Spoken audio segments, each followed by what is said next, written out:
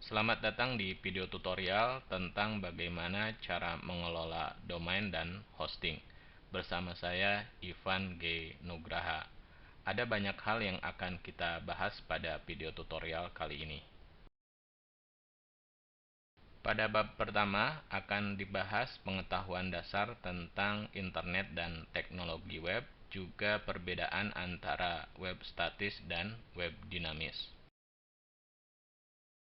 Di bab 2 kita akan praktek menginstal aplikasi WAM Server sebagai localhost di komputer kita, agar kita bisa membuat dan mencoba file-file website baik statis maupun dinamis di komputer kita sendiri sebelum kita pindah ke komputer server yang selalu terhubung ke internet.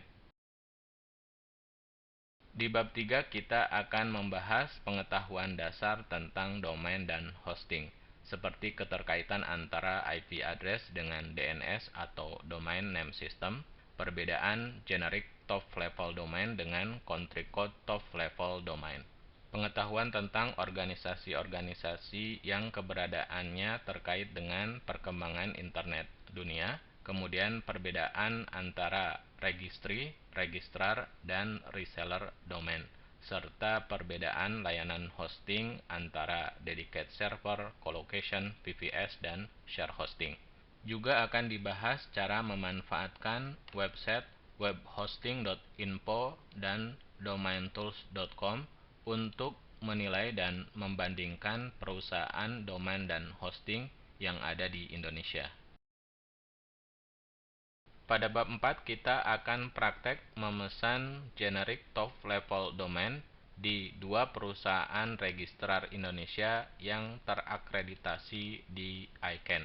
Juga akan praktek mendaftar country code top level domain ID di website Pandi.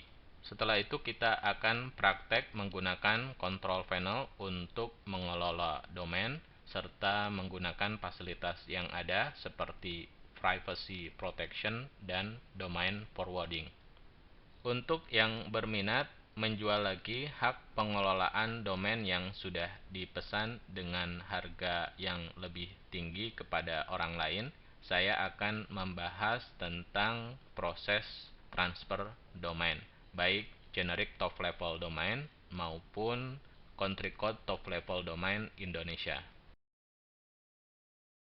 Di bab 5 kita akan praktek memesan salah satu paket share hosting di salah satu perusahaan domain hosting.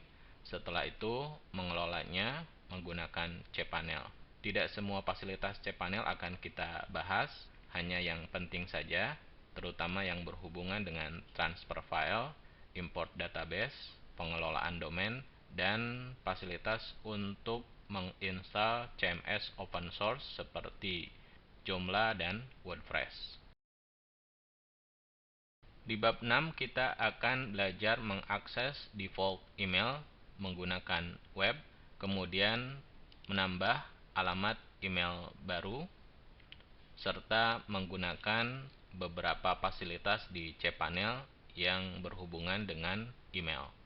Setelah itu kita akan praktek mendaftar domain yang sudah kita punya ke Google Apps dan mengedit MXN3 agar kita bisa memiliki maksimal 10 alamat email dengan kapasitas masing-masing 10 GB tanpa mengurangi space hosting yang kita pesan, serta bisa menggunakan fasilitas yang disediakan oleh Google seperti Google Calendar, Google Doc, Google Drive, dan sebagainya.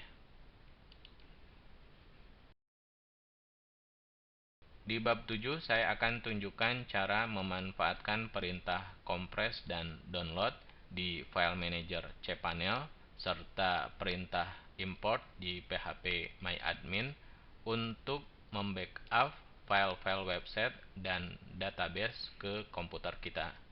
Juga akan saya tunjukkan proses migrasi hosting dari satu perusahaan hosting ke perusahaan hosting yang lain dan bagaimana cara mengantisipasi downtime.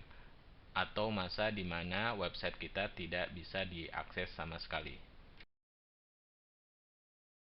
Di bab 8 saya akan menyampaikan sekilas website yang menawarkan domain gratisan, serta akan praktek mendaftar di salah satu website yang menawarkan hosting gratisan. Juga akan coba menggunakan beberapa perintah yang akan digunakan untuk mengelola hostingnya. Oke, itulah penjelasan tentang apa saja yang akan dibahas pada video tutorial kali ini. Selamat menyimak pelajaran di sesi-sesi berikutnya.